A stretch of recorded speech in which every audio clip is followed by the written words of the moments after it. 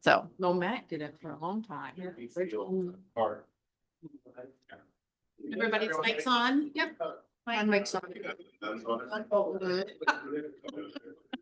If you guys want to take these two seats up here, you're more than welcome. Just make sure you press and hold the button. All right.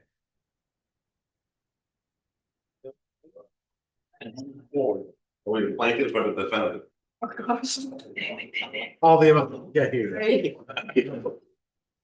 Good afternoon, everyone. The time is 5:33. We are in council chambers for our regular town council meeting. Can I get a roll call, please? You may. Chair Bragdon, Present. Councilor Danforth. Here. Councilor Poole, Here. Councilor McClellan. Here. Councilor Pelletier, Here. Councilor Raymond, Here. Councilor Runyon. Here. Are we getting some feedback on the mic? We are. Can I have you guys turn off just one of those? That was interesting. There. No. No? All right, good enough. Before we do the Pledge of Allegiance, I want to ask for a moment of silence. Monday was obviously Memorial Day, and I would like to take a moment to honor those who took the ultimate sacrifice in defending our freedom, if the council is okay with that. Absolutely. Absolutely. Thank you.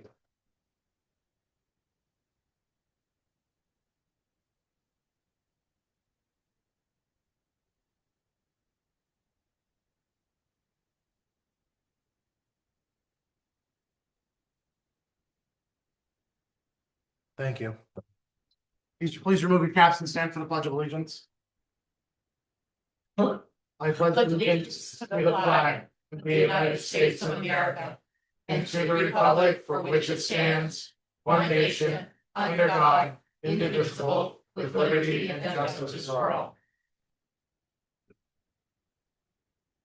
We have no adjustments to the agenda that are listed. There is no approval of the minutes. I will get you that email for the special town council or the executive session that we had. I do owe you that. We do have a special presentation tonight. We have Jim Stanley and Sam Smith with the potential for creation of an electric co-op. I'll leave it off to you guys. All right. Jim Stanley, there's a Jim issue, Jim issued. He has it written wrong on it. That's all right. and Sam Smith. Sam Smith and Jim is, it's all right. It's all right. Well, thank you for the introduction. I'll just stand up here because that's more like format. Impressed everybody here. But this is mainly for you folks. We've been going around. I'm from Wynn, and we've been going around town to town in a certain area. Maybe we can put the map up. We have a map here. Can we put that map up for everyone to see? We're putting together a citizen initiative where we're a consumer-owned power company, not an investor-owned power company. What that means is we appoint trustees, and that board of trustees controls that power company, and we will mimic a model very much like Eastern Maine Electric Cooperative that exists to the east of us. As my time as chairman of the planning board of Wynn, I discovered a great discrepancy between two parts of our town. One half of the town was paying one rate, but the other side of the town was paying another. I had to find out why. We had two different power companies servicing our town. One was Eastern Maine, the other was Versant. And the discrepancy was so great, we had people coming to our meetings and asking, Sam, why is our power bill 50% higher on one side of town versus the other? It's the mystery I sought to discover why it was happening. Well, long story short, because of the difference, the electric co-op is consumer-owned. It's a citizen-owned, a consumer-owned power company, and they are not beholden to the same structure of law that investor-owned utilities are. They don't have to buy into these programs. They don't have to participate in these different incentives. They can reinvest their money in themselves instead of having to line foreign investors' pockets. These are the benefits of a co-op. So enshrined in Maine statute are laws for us to do this, to move forward. There are other consumer-owned electric co-ops in Maine, and I'm not talking about like this Pine Tree Power Initiative that the state tried to do statewide. That's a state-owned power company. That's not what we're doing. This is every town that we ask to pass a referendum on, power company. Every town that passes a referendum will get a trustee on the board, and will be able to participate in the creation of our economic development, if you will. So we want to lower everyone's power bill. So if you put your attention to the map, everything within red is the area that we're trying to secure for our own power district. Hence the name, the Great Northern Power District. We are taking the footprint of what Great Northern was granted in the 1890s and returning it to the people. Instead of it being piecemealed and sold off to foreign companies that misrepresent their intentions or who they actually control them. Because basically every layer of power generation and transmission, even the power to buy your home, is controlled by Canada or other foreign investors. It isn't domestic in any way, shape, or form except for the address. So keeping that in mind, 97% of the power that's generated in that district is shipped outside of our state. You do not benefit from it, but you do get to see your water levels go down below what they're supposed to. You get to see your laws ignored for environmental concerns. You get to see constant requests for abatements on the tax values of these properties, but they're crying poverty, poverty, poverty, but they can't even respond properly to your own power issues.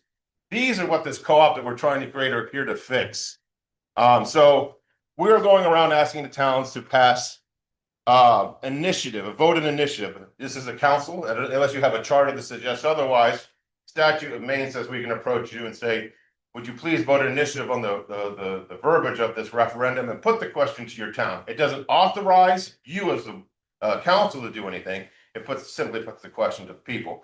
And then during November's election, we would need to put 40% of the people that normally come out for the election to do so, to pass a referendum, which then gives us the mandate to incorporate, to explore this consumer-owned utility, and to start the process of like USDA funding, who I've already explored. We have the funding for this, by the way. This isn't just a pipe dream. This isn't just another harebrained scheme to do something with the mills. This is an actual solution. We've been sitting on our resources the entire time. We've been trying to figure out what to do with the mills, but they are in themselves an industry. So, and it's our industry given to our forebears before these towns were even built. And it's the reason these towns are built. So, do I miss anything so far, Jim? No, you had mentioned that it doesn't obligate the council by allowing them to put the question to the people, but it doesn't obligate the people anything either. In fact, even if they approve it, the people, all that does is give us the permission, the authorization we need to move forward to do the eminent domain, to form an LLC. We can't do any of that until at least one town votes it in. Now, we've got two that I'm pretty sure they've already all but said they're gonna vote it in. But they're all waiting till November. It's too late to get it on the ballot here in a couple of weeks. Right. So we're hoping to get more than one, because the more we have on board with this plan, the better it's gonna look to the USDA when we go for the eminent domain grant, or loan, I should say. They grant us the eminent domain. Yeah, it's gonna be, when you mention funding, these 7 dams that have generation capabilities produce upwards of $10 million a month in revenue. Right now, a majority of that is going to foreign investors, as Sam said. That money will now be coming back to you in the form of bills that were much lower. We've got, I don't know if you got that in your packet, but it's comparing some of the other co-ops, or the Holton Co-op, the only one that's nearby us, to the other providers, Versant, under Public Service, Versant under Bangor Hydro. They have different prices, and CMP.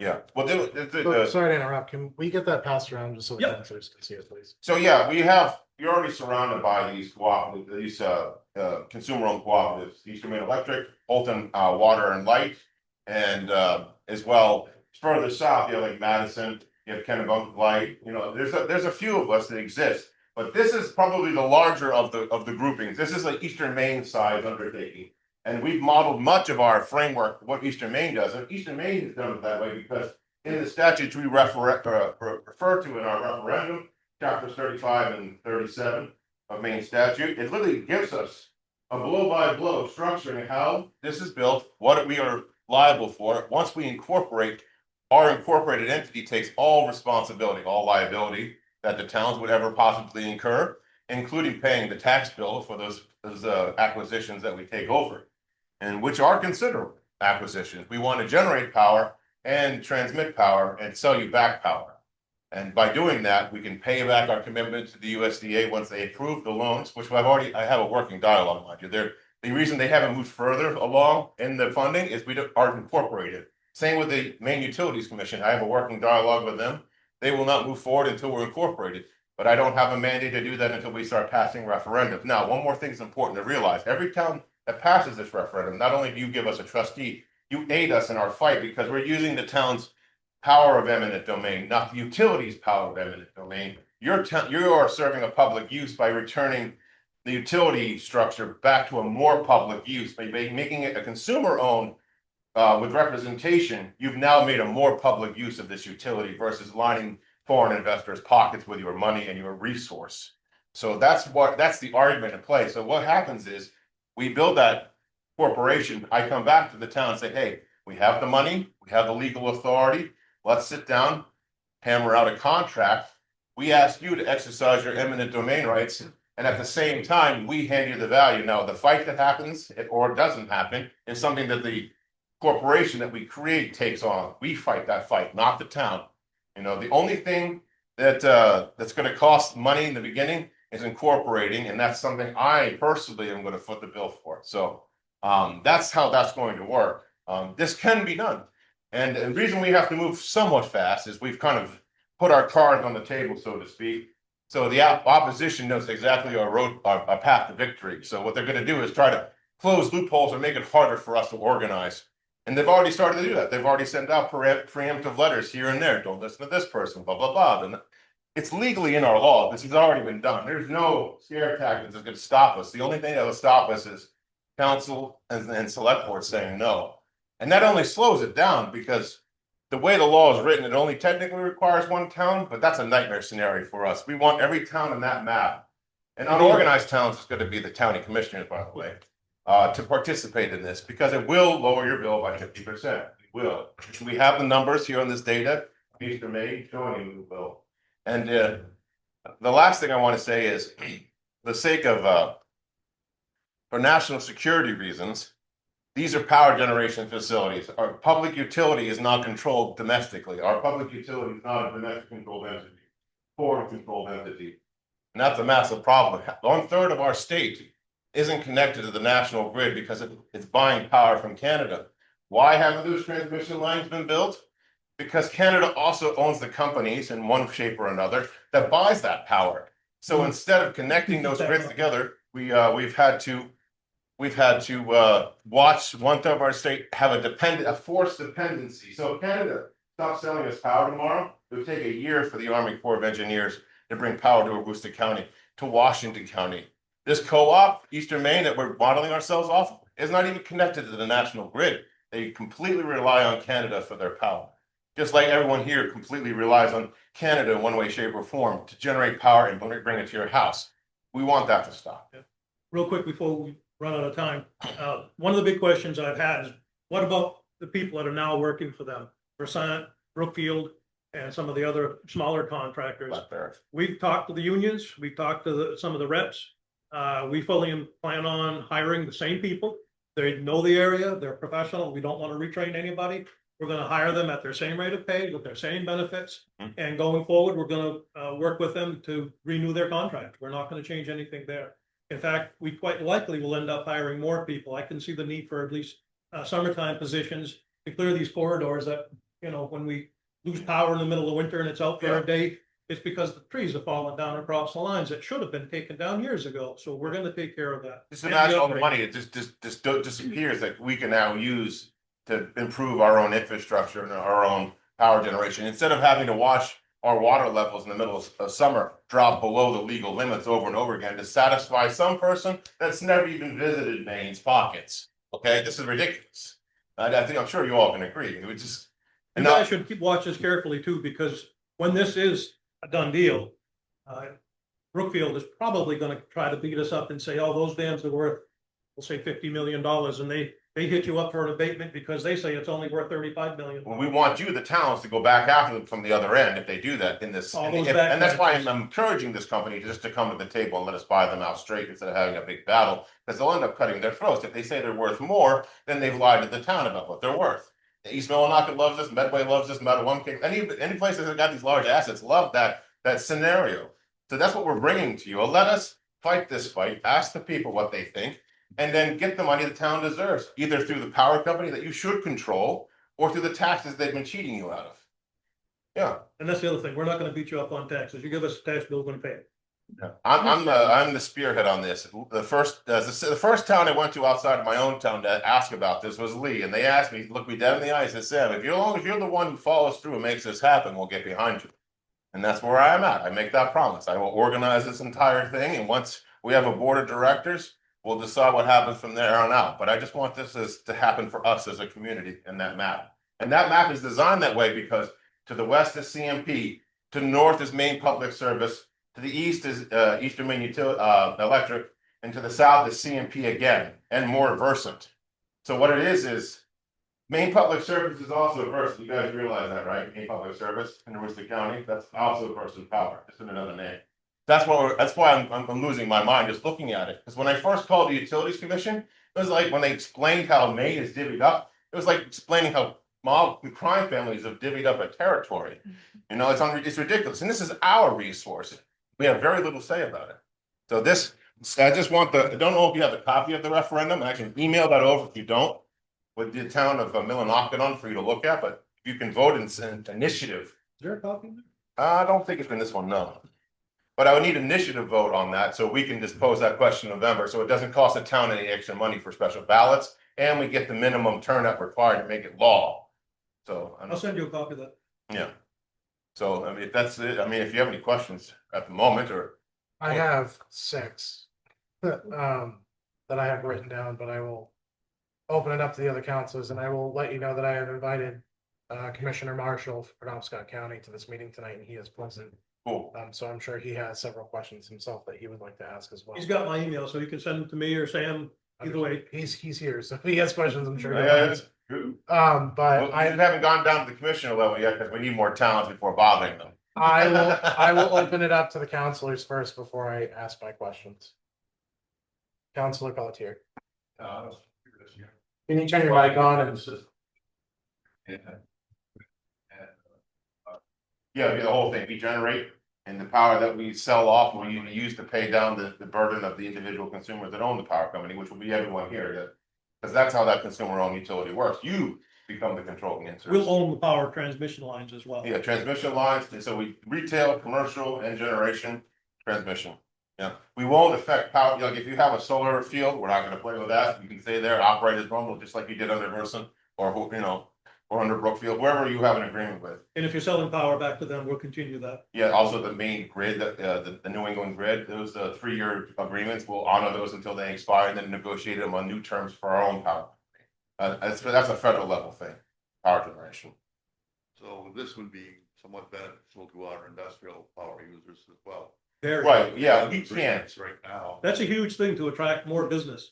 This is the biggest thing, but we can't legally say for economic development. But this does make your economic development toolbox that much greater, if you think about it. Yes, it does. Like, you don't lose business opportunities because some people based in Calgary, Alberta, said they don't like the idea. Yeah, that's what's going on, by the way. Calgary, Alberta, that or Toronto. Councilor Runyon. You mentioned eminent domain several times. Can you define for me what that means and who that means, who that's applied to? The eminent domain, we apply to the assets that aren't willingly allowed to be purchased. We will ask the town to use their power of eminent domain to acquire those assets to fulfill the mandate of the past referendum under the spirit of a more public use. Because it would be such a burden for the people to bring that off their shoulders by bringing the power down by 50% and giving them control of their resource. Again, that is the public use we would argue in a court of law if necessary. But I think once we get enough towns to pass a referendum, Brookfield's going to see the sunset, and they're going to come to the table because it's a lot cheaper just to negotiate this. That's the key to eminent domain. We have to demonstrate to the USDA that what we're proposing is. No, just the state. The state, that I Yep. stand corrected, to the state that what we're trying to do is better for the public. And just based on the pricing, that sheet I sent around, it's gonna be hugely beneficial and bringing control back to us rather than the outside entities. Yeah, we won't be using the power, we won't be asking the towns to use the power of eminent domain outside of anything that isn't already being used for electrical generation or transmission or delivery. That would be the same footprint. We're not asking for anything new in that regard. What's gonna say? Oh, in regards to funding, another reason why it's more public use, there's a few dams that don't quite follow environmental criteria that aren't up to snuff. I asked the USDA, can we just loan monies for those specific projects on a separate like account? He's like, absolutely. Even concurrently with the other one, they said, absolutely. You just pull as you need off that approved account and it's in your account within 72 hours. Worst case scenario, you need a short-term lender. And that's what Enrica, which is the national lobbyist for consumer-owned electrical co-ops in Washington, provide that short-term and legal support. Yeah. And design support, like this power grid, they provide the technical support for that grid stability because the Utilities Commission of Maine will look for grid stability and islands of service, and that map prevents any islands of service. So you just isolated pockets like that. No. Councilor Raymond. Yes, thank you. I know, so your eminent domain is to be taken over the dam. Dams, transformer station, transfer stations, yeah, I think, power lines. I mean, we had looked at this, several years ago, and, the problem that we came up against was, if you're dealing with, Brookfield Asset Management or Brookfield Energy, whatever it's all. Black Bear, all that, yeah. It's all the same. And, not only, yes, they own the dams now, where the mill used to roll it before. And, they also own all the land around our area. And all our recreational area. Mhm. And we start playing a little hardball with it. I think it's a great idea. We thought about it back then too. It would have been better probably if we would have done it back then, but, this could get kind of messy and some recreational aspect of it could get shut down. Well, there's gonna be some cookie cutting going on with the purchases. We're not gonna buy all their land assets. We're not No, interested. in but I'm taking just that. saying, they own the land. If it's You part of a take it- negotiated settlement, though. You take the dams away from which is a money maker for them. Yeah. Then they could like, okay, if you do it under eminent domain, then. Sorry, but you lost this trail and that trail and this and that and the other thing, so we have to be real careful with Brookfield. So with that in mind, if it would be beneficial to the people, we would go after those assets as well as part of this deal. May- And keep those in place. May I interject real quick? I know why most of these power companies, Bangor Hydro owns land on the river right across from my farm and wind, and that's really because of future possible dam sites or construction projects or flooding zones, and that's why they own these things. If a point of contention is what happens, I'm gonna add this to the list of concerns, because that is a good point. They could say, okay, we'll play dirty then, we'll just make it life horrible. Right. So what we'll do is maybe in the negotiated settlement, or probably which is best interest for our people, because part of this is recreation, it's not just environmental or saving power and bill. Part of this is recreation, because going back to this economic prove it, like, you have people that get camps on lakes, right? And then 5 years down the road, this big overarching power company says, yes, we'll let you transfer power, and you can build up 100 windmills on that ridge, and everyone who's got a camp on that lake's gotta look at blinking lights for the rest of their eternity.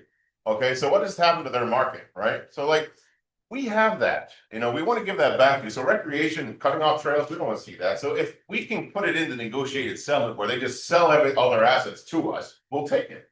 I don't see a problem with that, because they have that land for a reason too, and we can justify that reason. as As well. you said, if we're taking away their biggest moneymaker, so. Right, well, look, and we understand that, us in this room, the Okay. people of the state of Maine own the water. Yeah, that's the one that's up to. Yeah, we own the water. Get back in. We own the water. That's right. And Purposeful Baxter was set up a great thing back in the early 1900s and thought these dams were gonna be supplying the economy around here for years, but when they ended up selling them dams, that's when everything started going down and it hurt the area. And that's when we thought about it on the council previously, about going after it in eminent domain. But there was some of these aspects we had to look at also too, so, And what I wanna bring up is what this power district that we're trying to create does is bring all of those assets back into one umbrella again, working together in tandem. Because one thing we didn't actually cover in this meeting is we're actually working on this from another level. We have the municipal side coming in, and that gives us mandate. But what will seal the deal is special legislation in the State House. And special legislation in the State House has been done for power companies in the past.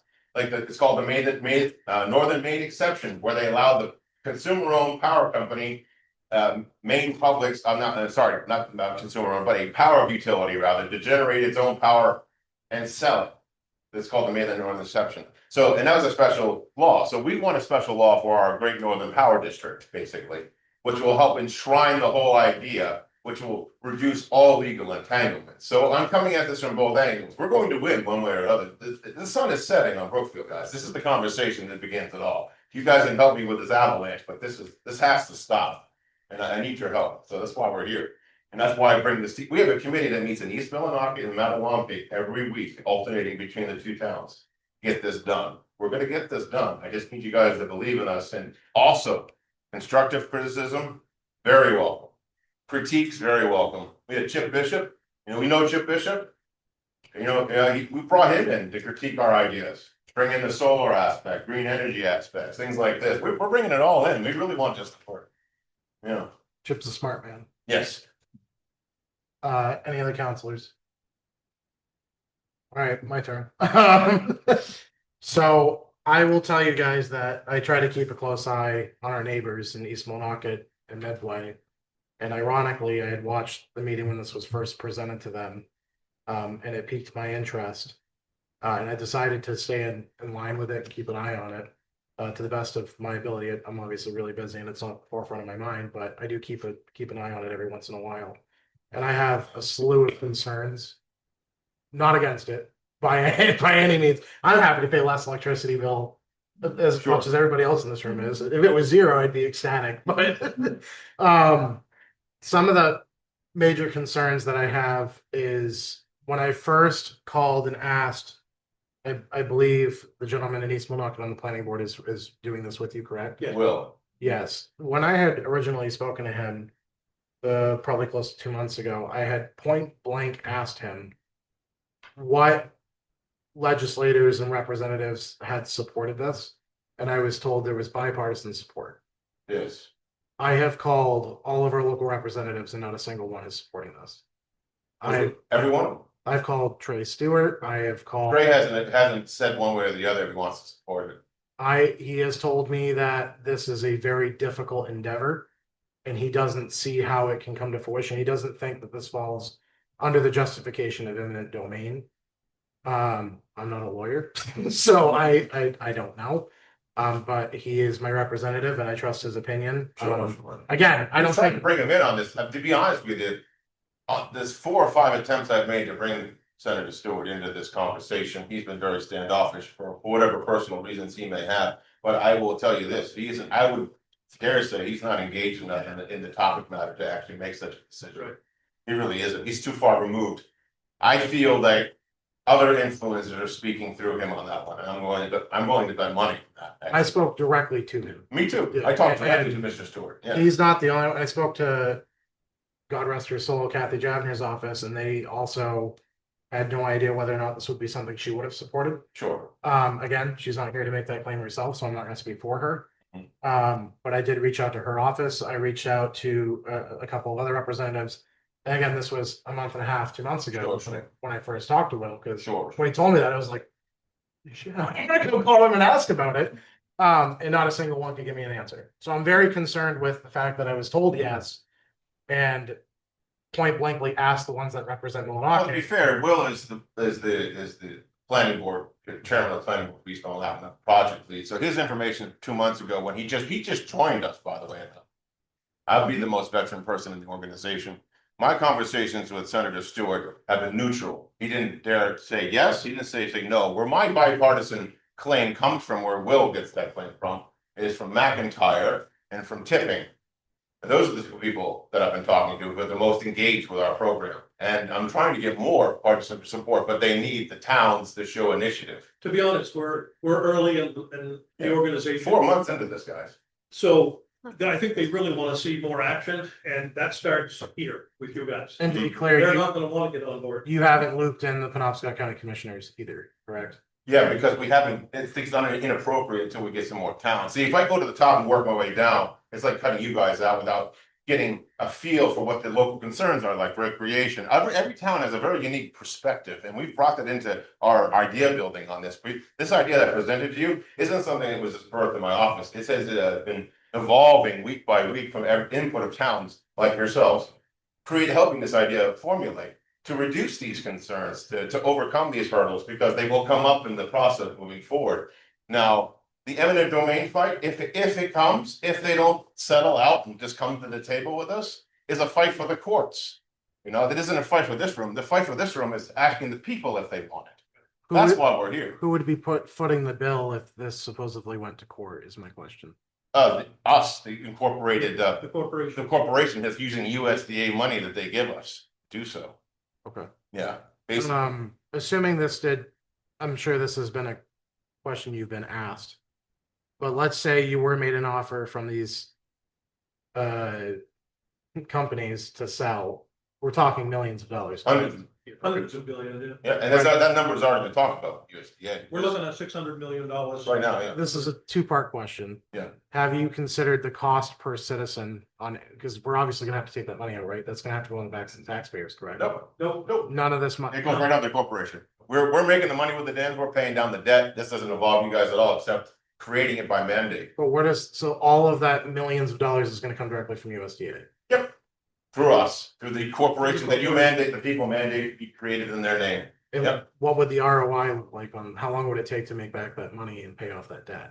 With $10 million a month, not long. Not mom. That's what those mills. Is that Keep if going. you were That's charging? just the mill side. We're not even talking about the retail power side. And now when I brought that up to the USDA, like, well, you have black ink coming in from both directions. This is a win-win. Plus, you're trying to connect other co-ops and increase grid stability by connecting parts of America that aren't part of our grid. You are right in line with our mission, they said.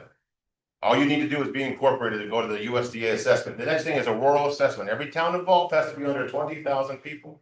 We are. Every town on that map is under 20,000 people and will be for the next 5 years. If you look at all the requirements for the USDA using the eminent domain laws, we meet every one of those criteria. Yep. There's no issue, except we don't have a public mandate from a referendum yet, and we're not incorporated. Those are the only two things stopping us from at least getting to the stage saying, hey, guess what, Millinocket? We have hundreds of millions of dollars. All we need is a contract that you're happy with to execute eminent domain, and we're gonna have some power being made here. That's where that is. I don't want you guys to act or take any liability or spend any money until this is a reality sitting on your desk. But until that happens, we just need you to pose the question to people. So now I'm a little confused. You said not put up any money just now, a few seconds ago. But then you said before that there would be no money on the on taxpayers. So, No money None. gonna come from the taxpayers. None. so your comment you just made about the municipalities putting up money. We're Putting up a contract. Putting up just a contract. contracts. Yeah, just a contract. We won't come to you unless I said, look at all the money we have to spend on this. We're serious. All we need is the contract to execute this. You're just acting like the real estate agent, really, using your power of eminent domain on this. And we'll fight the fight. We'll pay the lawyers if that needs to be on that level. We're not gonna ask the town to spend any money. How many towns are supporting this right now? I know Medway, the board is on board, Woodville for sure. Woodville will be on June 2nd for sure. They're voting an initiative, yeah. Chester, they were all in favor of it, but they, I don't know why they didn't vote on it. Chester was in a rush yesterday. Yeah. That's why they didn't vote on it yesterday. But the towns seem to want to take their time, which is That's understandable. fine, This is a and they big provide all question. the information. If they want to, I'm not like, don't vote right now, you know, if you want to come back in a month and vote, that's fine. We have till November, until September 3rd to get everything on the ballot, registered. But, And all of what we said can be found on the, on the documents, but Enrica website, NRECA, Enrica. And they detail exactly how this we're not works. gonna burden the people with, I'm not gonna burden you guys to educate the public. Once you guys put that question out, we'll take on the responsibility of educating the public. We'll set up a town meeting 30 days warning ahead of time. We'll have it here wherever is appropriate to have that public meeting and answer all the questions and just work through it. Because like, that's what we do every week, is we have people come in like Chip Bishop and criticize this idea, come at us from angles we don't understand. And that's why I can speak with such confidence, not just from just out of nowhere. It's like this is it's something I do. This is a part-time job for me right now. I mean, what I do, just connecting with people. And it is unfortunate that we don't have Senator Stewart. I've been trying to get him since he's the minority leader at the time, but we'll get them. We'll get them. I'll find a way to get to them. I don't know why he doesn't want to give me the time of day, except for 5 or 10 minutes on the telephone here and there, but he does get the emails. He knows we're meeting. And what it is people hear eminent domain, especially in the conservative side of things, and they have a knee-jerk reaction, but this is enshrined in state law since 1941, passed by Republicans even. Okay, in 1941 by my great-grandfather, was one of the voters on that in the state house. So this is our right. It has nothing to do with left, right, communism, socialism, taking over, none of that. It implies that this is a public utility. It needs to be public again. And that's why we're having this discussion. It's no longer public. So last question, just based off something that you said, and then I will open it up to Commissioner since I invited him. You said that you've already spoken to the USDA. The USDA is backing this endeavor. Is that your claim tonight that they're? They will back the endeavor once we're incorporated and go through the USDA rural assessment. That's So the next step. as of right now, they aren't, but their intentions are. They've gone as far as they can until we incorporate. Yeah. They verbally said, if you do this, this money will be available to you, but this. We're just following the order of execution, which we extrapolated from the law set forth through, sections 35 and 37. So we're here tonight because the law says the next step is to get this referendum passed. And one way to do that is asking the council or select board to vote initiative on that referendum. And that's why we're at this stage. It's not because we're trying to jump any guns, and we're doing from the bottom up because it's supposed to be a grassroots effort instead of going from state level down, which will be the plan too. We need to come at it from both directions because success, and then put all this time and energy to watch, not only do we have to pay that burden and watch other people get rich off our resource, but everyone who lives here, our family members, generations of people have to endure this, not just us. So instead of taking the ostrich route out of this, let's address this problem and figure out, like, you have concerns, let's do it, let's work together. Let's be an American as possible about this and get the community together. I'm gonna open it up to. Any other councilors have any questions or comments? I know Councilor Runyon does. Does anyone else? Councilor Runyon. So the corporation that you intend to make, is that is the intent that will be a nonprofit? Absolutely. So then therefore all profits would be then for. It's actually a special to designation. increase The the state's infrastructure? Yeah, The state has a special designation for this type of corporation. but it is not for profit. It's not like he or I or the board. So Yeah. basically a quasi government. Is kind of. Yeah, because like Eastern Maine Electric, they have different regions and they vote every 3 years to, like, in the state structure, we have every 3 years, you have to have an election, you have to send a trustee. And that trustee will be compensated for their time with a stipend of some sort. So we actually have participation, which is what biggest thing that plagues every municipal There'll be no government. $100,000 stipends, I can assure you. None of that either. Yeah, but that gets all written in. Once you give a board of trustees to work with, we have trustee meetings, we iron this out. You know what I mean? We iron out the plan, what we want. I can't say, you guys should think this way, and the trustees that you appoint should think this way in year one.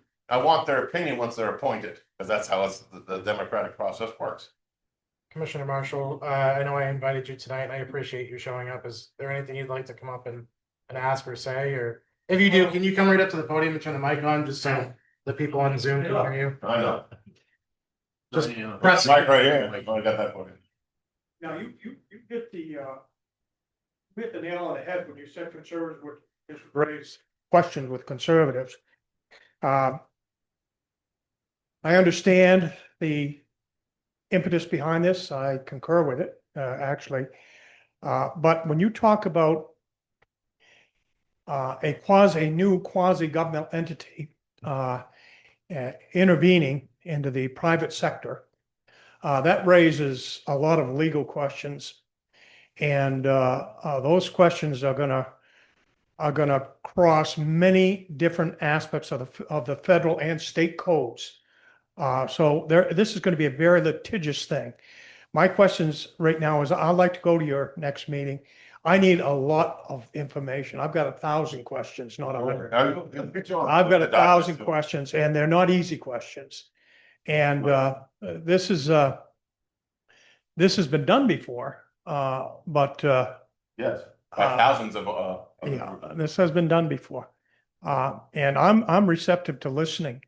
I'm receptive to the idea of, I don't like being ripped off by anybody. I'm a Scotsman. I like to keep my money. Everyone feels that, right? And, Okay. and as a fiscal conservative, I measure that against government intrusion in the private sector. So that's what I see here now. There's going to be a lot of questions that need to be answered. And I think I've got a pretty good line to the senator. Get together Shake here. some trees a little bit. I need to see some No, you- trees shake. My biggest problem with this is your argument is that this, what you just presented isn't the first time it's been presented. I believe Senate Representative McIntyre and Tracy Superfly people. Yes. And my rebuttal is this. Yeah, it's private sector you're talking about. And why should the government, laissez-faire free market, why should they interfere? But I'm not. I'm talking about an age-old American tenet of public utilities, public works. And this is an enshrined public utility. And it's assured of public use, a public purpose, since it is a public utility. And when people keep quoting private this, I feel like you've almost been brainwashed or gaslit to the point where you expect that these people have a certain level of right over your public utility. And I don't understand where that comes from. It's yours. So for the purpose of time, I'm gonna give it back to Commissioner Mark. I'll have one last comment here. Absolutely. And then after that, I'd like to open up. The acquisition, the cost, sourcing, funding, these are huge questions. Capable operational ability. These are huge issues Right. that are going to take a long time to resolve. But right now, I think probably most of the people here and perhaps those like the idea, but it's like, okay, that's a good question now. Let's see some questions and answers, and that's what we're going to need here. Sure, we have that. And that's what our committee has been doing for the last 4 months. Thank you, Mr. Yeah. Thank you, Commissioner. Yeah, we'll get you in that meeting, and the documents we provided you is just a tip of the iceberg. We can literally flood you with this, but when it comes to the legal battles and the questions like that, acquisitions of private utilities is actually a thing that's been done. And that's a question I asked the National Lobbyist Group, Enrica, that takes care of this. And I said, can we use USD funds for acquisitions? Because in the beginning, I had these reservations. I run a business. I lean more conservative on these things, but I realized that yes, you can, and there's legal precedent for this. We have a path forward, and my only fear now is that path will be closed because I've shined a light on that path forward. And if we do this and we're successful, it makes people worried, but it's enshrined in state law. It has been done before. The money's there. It's just patience and willpower at this point. That's all. And if you guys want to have a designated representative to come to our committee, we need more people anyway. It's fine. Some of these questions might have been answered beforehand. That's why we want that. So if you would like to appoint somebody, it could be anybody, to be that person, to help with that, that'd be great, because we need to get this on the ballot in November. Because we need that high turnout.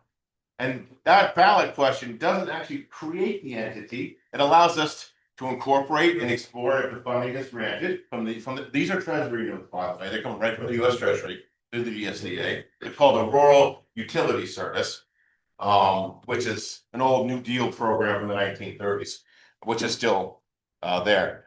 So let me know if we can help you guys get comfortable with this. If we just get to that question part, that's what I want to get you guys comfortable that we can ask the question. It doesn't legally tie you down by asking that question. It puts it to the voters. And if I come back after making that corporation with the money and you still don't like the idea and you don't like the contract and you tell me to pound sand, that's what happened. Maybe the idea even falls apart because Millinock is one of the anchor points of this whole thing. The towns south of the river all want to go, but if Millinock doesn't go, then that does overcomplicate things. So whatever we can do to smooth that over would be good, because we want your voice on this. By the sounds of it, no one's against, just a lot of Right. moving parts and questions. We've heard nobody against it. Just lots of questions, and we don't mind. It's not a common thing. That's why people, I understand where the reservations come from. It seems weird. It's not a common thing. And it's like, you serious? We can do this? Yes, we can do this for now. And then a year from now, if we don't move fast enough, I don't know. I'm gonna open it up to the public. Chuck Pringle, I saw your hand first, so I will open it up to you, sir. Defrozen. Oh, there he goes. Thank you. Chuck Pringle, One Colony Place, Millinocket. Can you hear me? Barely. Just a second, Chuck. Uh, Adjust the volume. Okay, Chuck Pringle, One Colony Place in Millinocket. I like the idea of what I've heard, a question which does not need to be answered at the moment, but I would pose would be if a referendum were to pass in November, if down the line this were to fail in some form or fashion, would there be a cost borne to the town or the residents that would be receiving this new power from a different entity? That's a fair Basically, question. I'm paying devil advocate, and I'm not against this proposal. Actually, I'm pretty much for it. It's just that making sure that the town would not incur some sort of humongous cost towards the loss of this activity not coming to fruition. That's it. Sure. That's my I can question. quickly walk you down that path. Every Sure. town on that map, I'll look this way because of the cameras are reversed. Every town on that map, that is an organized town, we want to I'm participate. sorry. And they got broken up. Sorry. Oh. I just say, every town on that map, we want to participate in this. And we won't execute any requests for eminent domain contracts with these towns until they're all in line. It would be silly to start trying to do a piecemeal and disorganize like that. We're not reaching for straws on this. We want to do this correctly and strongly, and as a unified front. And that's how we get the state's attention too, on the Utilities Commission side and the special legislation side. Because I've already planted the seeds in Southern Maine for the people down there that are tired of CMP to create a similar situation down there. So the state representatives will have no choice but to fall with the tide on this one. Very good. Then There'll be no money going back to the towns. Thank you. At worst case scenario, the incorporated entity defaults and disperses before it executes any eminent domain if it can't do its thing as planned on that map. Because if it's not a stable grid, the Utilities Commission won't approve it. See, there's so many needle holes we have to go through already, but they're possible. You just have to bear with it and keep going. I call it the Abraham Lincoln approach. You just keep trying until it happens. any other public comment? Yes, come right up to the podium, state your name and address, please. Rick Terrio, 484 Poplar Street. At one time, I was Councilor Terrio and I occupied the seat where John Raymond sits. When I was a councilor, I listened to a slew of snake oil salesmen come into these chambers. I look at things with a great deal of skepticism. There's a lot of problems here. The Eastern Maine Electrical Corp that they talk about that they're modeling after, that was not formed by eminent domain acquisition. That was formed back in 1940 from the Dennisville Electrical Corporation because there was no electrical utility up there. So that happened by natural occurrence. And then the expansion of that, the last acquisition of the Eastern Maine Electrical Corp, it was in 1965 when they acquired the Kingman Electrical Corp and added it to their they actually got electrical line into Canada at that same time. But that was all done by business. That was not done by taking someone to court. The litigation in this is going to cost not millions, it'll be tens of millions of dollars to litigate this, to take Brookfield's assets and try to make this work. Now, would I like to have my electric bill less? Obviously, but this is just wrought with problems, and there's no such thing as free lunch. When someone's coming here and is telling the council, hurry up and vote on this before you get all the facts, there's a problem. When they tell you the USDA is on board verbally, there's nothing in writing. I want to see everything in writing. You don't talk to people and they say, we're going to give you millions of dollars to pay your legal fees to sue a business to give you their assets. That just doesn't happen. So I think this is just pie in the sky. That's my 2 cents. Thank you very much. Any other public comments? Seeing none, I'll open it up to the council one more time. Yes, Councilor Raymond. Yes, and as I explained before, the council did take a trip down to Madden and checked out their power system. Cause they are their own power company down there. They purchased poles, they had the whole works. But like I said, when we lost the mills, one of the only things we got going for us around here is recreation. And, recreation, guiding, snowmobiling, ATVing, fishing, hunting, and this is all controlled by Brookfield. They own most of the land around here, so that's the part I want to bring up. When we start talking about this, when we start talking to Brookfield, that it's gonna be a touchy subject with them, and they can play hardball, so. Any other counselors?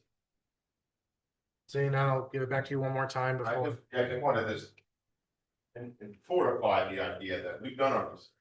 We're following a path set by state statute, not by. Can you just pull that mic? Yeah. Thank you. We're following a footprint set by state statute. I'm not coming with pie in the sky dreams. I'm following a to-do list. And the to-do list has brought me before you here today for the next step. That's what my research has told me, and the research of my peers concurs. That's why we have a committee that meets every week about it. I'm just not pulling this out of left field. And there is funding available to acquire investor-owned utilities. That sole purpose is to ingratiate and make richer foreign interests or investors that have nothing to do with our community. Okay, and the USDA has a program in place that thousands of other entities like the one we're proposing today use today every day in the United States, and they acquired their assets, some of them from businesses. Yes. Did Eastern Maine Electric Co-op start as an isolated thing in Dennisville? Absolutely. Did it generate its own power originally? Absolutely. Does it work under the framework of the state statute that we're proposing today as a consumer-owned cooperative? Also, yes. It has trustees. It works under the same framework, is eligible for the same funding, and provides the same benefits that we're proposing to provide you in our own version of Eastern Maine Community. Yes, we're not taking over Brookfield Energy. As they didn't do that. They had their own kind of pioneer situation, but we're taking back something that was originally granted to this entire region as a whole by the state of Maine in 1890, or these towns would not even exist. It would still be owned by the Penobscot Nation. Okay. And the whole reason people chose to put their lives here and generations of their families here was on that promise that land grant for 900 years wouldn't go away. And guess what? In 2000s, it went away. And we have the opportunity to take back what our ancestors were promised within legal framework, with legal precedent, with public funds. All I need is you to put the question to the people. That's my thought. I appreciate all you guys' presentation and comments made today. I appreciate the public, for those of you that came out and made comments. Thank you for Absolutely. So there is no order tonight for us to do anything on it. Sure. And frankly, I have 1,000 questions like Commissioner Marshall does, but that doesn't mean I'm not proposed to putting it on an order in the future. Could we have maybe a designated individual? Could be, if you want to be the intermediary of this commission, or be your own. I'm not gonna set any person to do it. I will leave it up to the council to make their own decision if they want to stay well or not. I'm happy to stay in communication with you like I've been doing. Sure. And if I have any questions, I stay in very close contact with Commissioner Marshall. I want everyone involved. People for and against. I want everyone in the same room, because that's how we come up with some. And we Understood. think abstractly. And I understand that. So I'm not gonna designate one singular counselor. I will rely on. Commissioner You're all Marshall. welcome. Everyone, of course, welcome to the meetings. We don't bar anybody, and we do it right here at the Katahdin Training Center Awesome. in East Hill and Hopkins. So We appreciate that. So like I said, I won't designate one person, but I will stay in communication with you. And maybe next council meeting or the meeting after, if we feel strongly that sure. enough has been answered, then we propose an order. We have. Yeah, if we you have plenty like a of list of general questions that weren't answered tonight, or weren't answered well enough tonight, put them in writing, and we'll, as a committee, respond to them. 100%. I'll either send you an email if the manager's gonna have some questions, and Cool. Have any of the other counselors had a Yeah, question? like I would have more information, like with commitment level things, if I was allowed to go to there for you guys. I'm just at the wall now. I can't move any further without your input and involvement. It's understood. No, we'll work on it and we'll be in touch via email. Awesome. Thank you all for your time. I Thank appreciate it. Thank you, Sam. Thank you, Jim. I'll, we see you on. Yes, please. Councilor Runyon, we are gonna move it to new business. Can I have you read order number 139, 126? Right off from there. Yes, you can. Order 139-2026, providing for execution of the town warrant for May 28th, 2026. It is ordered that the town warrant for May 28th, 2026 in the amount of $347,708 or $708.28 is hereby approved. Seconded by Councilor Raymond, Councilor Runyon. Excuse me, heavy hitters. Oh, boy. Yes, Sorry. we sure do. Let's see, we have $4,953 for airport liability insurance, $24,000 to Bangor abatement for the CDBG facade grant, $3,000 for charter communications, $3,050.88 to CMHT for the fire department, $5,271.28 to Days World. That's part of the community action grant. $44,411.77 for hydrant rental.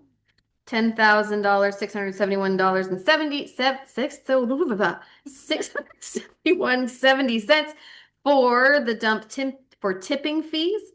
$206,109. Oh man, I'm not doing very good. I apologize. $206,109.34. Thank you very much to Paragon Insurance Holdings for insurance, and $7,479 to Sevi Maher Engineers for brownfield cleanup, I believe.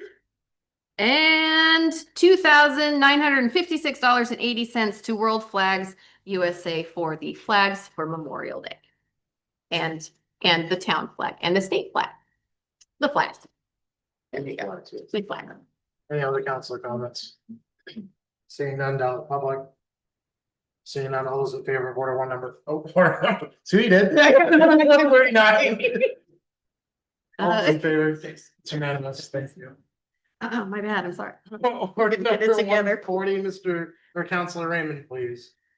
Yeah. Yes, order number 140-2026, providing for execution of the wastewater warrant for May 28th, 2026. It is ordered that the wastewater warrant for May 28th, 2026 in the amount of $44,258.30 is hereby approved. Second. That is seconded by Councilor Gould. Heavy hitters, Councilor Raymond. Well, the only ones I saw were, town of Millinocket with $6,732.81. And Paragon Insurance Holdings LLC for $21,305.66, and Versant Power for $9,517.54. Thank you. Any other council comments? Seeing none, down in the public. Seeing none, all those in favor of order number 140? It's unanimous, thank you. Councilor Danforth, can I have you read order number 141, please? Yes, Mr. Chairman, order number 141-2026, providing for approval of municipal ATV grant application with Northern Timber Cruisers. Whereas the Northern Timber Cruisers are seeking a municipal ATV grant from the Maine Department of Agriculture, Conservation and Forestry Bureau of Parks and Lands to fund trail development and maintenance work necessary for continued trail connectivity and use. It is ordered that the Millinocket Town Council approves of the submission of the attached application and authorizes the town manager to sign any necessary documents. Second. Second by Councilor Wallen, councilor discussion. Seeing none, down in the public. Seeing none, all those in favor of order number 141? All those opposed? All those abstaining? Motion passes. Thank you, Councilor Raymond. Councilor Gould, can I have you read order number 142, please? Yes, Mr. Chairman. Order number 142-2026, providing for authorization to amend contract with Maine Department of Economic and Community Development, CDBG, Whereas the town of Millinocket received funding in the amount of $100,000 from the MDEC's Community Development Block Grant Program for disbursement via grants for facade improvement on selected commercial properties.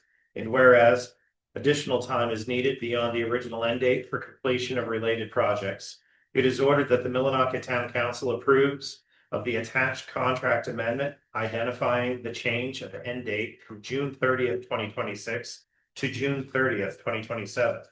It is further ordered that the town manager is authorized to execute and submit the attached contract amendment. Second. Motion seconded by Councilor Onion. This is just to finish up a couple of things that were left over according to the manager's email. That's why the deadline is being extended, but it's pretty near damn to completion from my understanding according to his email. So thank you. Any other councilor comments? Yes. Yes, Mr. Chairman, I would just say that this has been a tremendous asset, this grant to the community, just the work that has been done on the facades for our businesses. The businesses are very thankful, and I know citizens are, because things are looking up, things are looking better. Thank you. Any other councilor comments? Seeing none, none of the public. Seeing none, all those in favor of order number 142? Motion passes. Thank you. Council McGuire, can I have you read order number 143, please? Certainly, Mr. Chairman. Order number 143-2026, providing for authorization of street and parking lot closures for Independence Day festivities and bandstand jams concert series. It is ordered that the Millinocket Town Council approves of the following street and parking lot closures related to the town of Millinocket's 2026 Independence Day festivities. Penobscot Avenue from Central Street to Katahdin Avenue, including all intersections, Saturday, July 4th, 6 a.m. to 12 p.m. for parade. Veterans Park and Bandstand parking lot, Saturday, July 4th, 6 a.m. through 10 p.m. for activities in the park. Veterans Park and Bandstand parking lot every Friday from July 3rd through September 4th, 4 p.m. to 10 p.m. for Bandstand Jams concert series. Note, additional 4th of July information included in the attached backup. Second. Motion seconded by Councilor Danforth. Councilor comments. Seeing none, none in the public. Seeing none, all those in favor of order number 143? Should pass this unanimously. Reports and Communications Warrant Committee for June 11th, 2026 will be myself and Councilor Danforth, assuming you're available. Yes. Awesome. And Chair Committee reports? I don't have a report other than I will have to put an agenda. We do have a June 9th meeting coming up for the next age-friendly committee meeting. Awesome, thank you. Yeah. Just a reminder that June will be our second update for the task force groups. So if you have been assigned to a task force, I will be asking it for the second meeting in June on progress reports. Asher, I know that we were kind of put everything on hold with the budget, but let's hit the ground running so we have something for us. And then before we go to the 2-minute public comment, I want to address the concerns related to Memorial Day. I know I sent out a letter that I'm going to read for those that did not have the chance to or are watching on Cat TV. And I have a letter from the Public Works Department that I'm also going to read at the request of the council.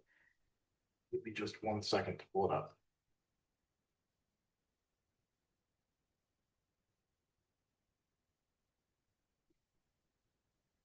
So this one's my letter that I sent out to the citizens of Millinocket.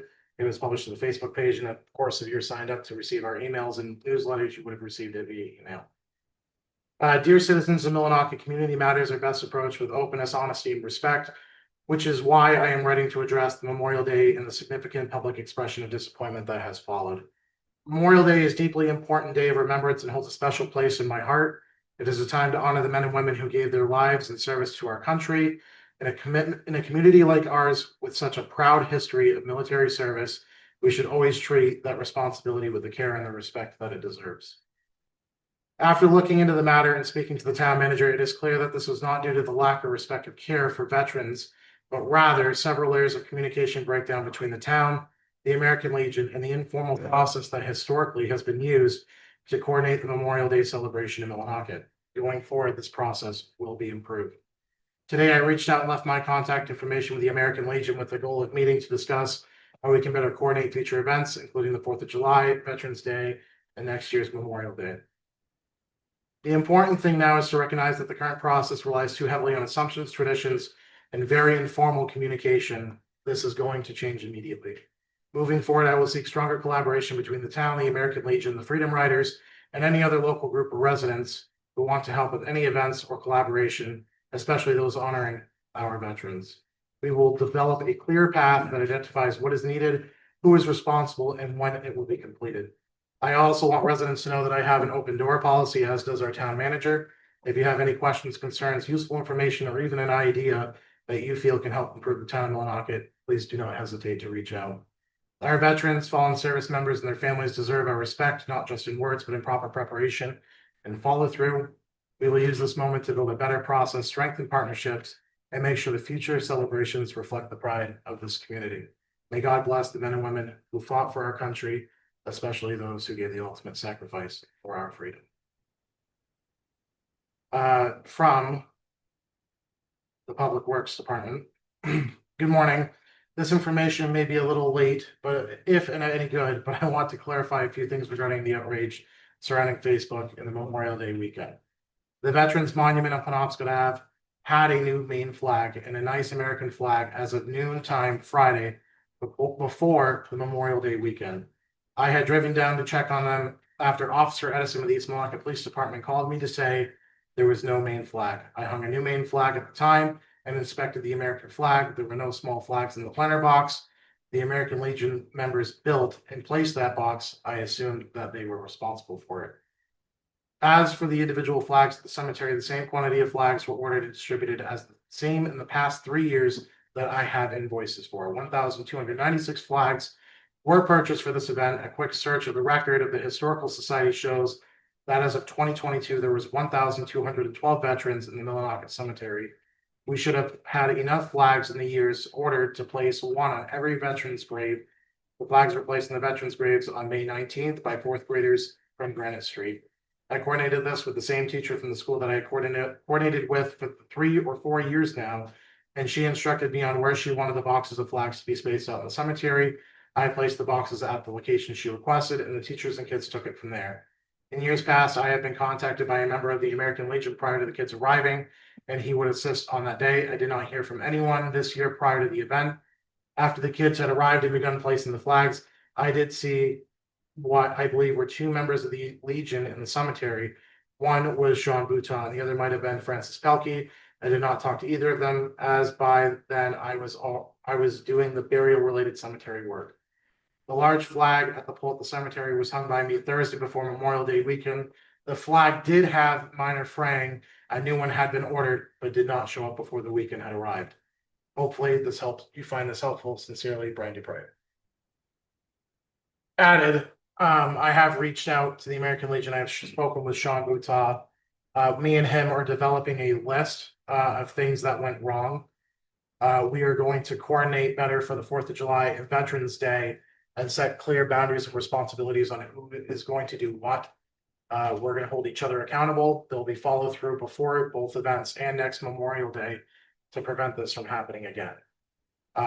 I do understand that this is a failure on the municipality side in certain areas. I did tell Sean this, and I've told multiple people that have called me, but this is not a failure on just us. That has been made clear since day one. And I want everyone to be aware that I will find a better way for this to work in the future. I've already started. Another added note is me and Sean had communicated about previous Councilor Medor mentioning that there were possibly some veterans that were omitted from the record due to their color of skin or potentially other related areas of concern of their veteran status. We are going to look in developing a digital list that we can correspond with the Legion and the United States military to properly make sure that these veterans receive the proper care and respect that they deserve.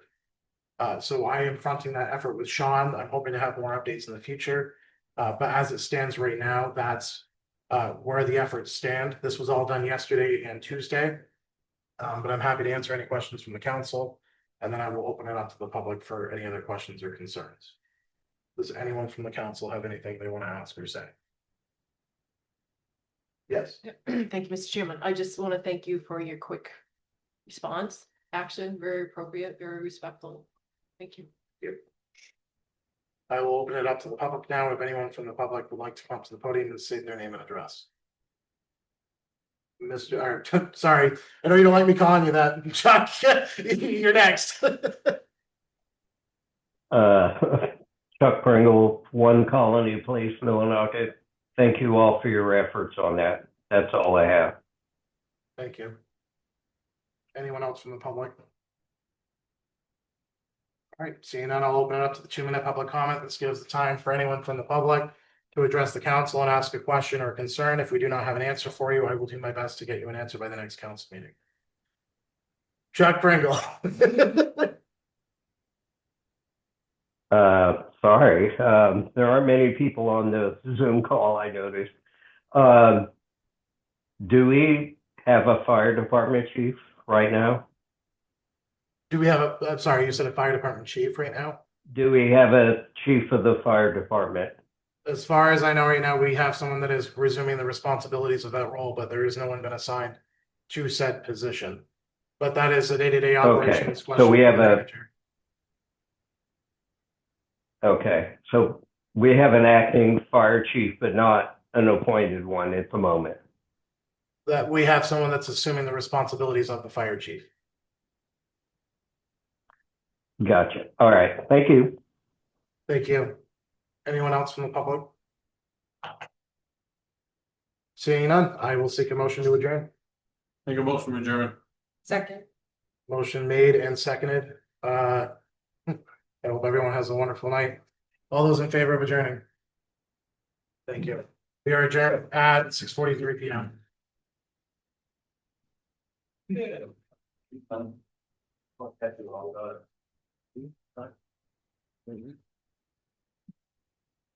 Oh, yes.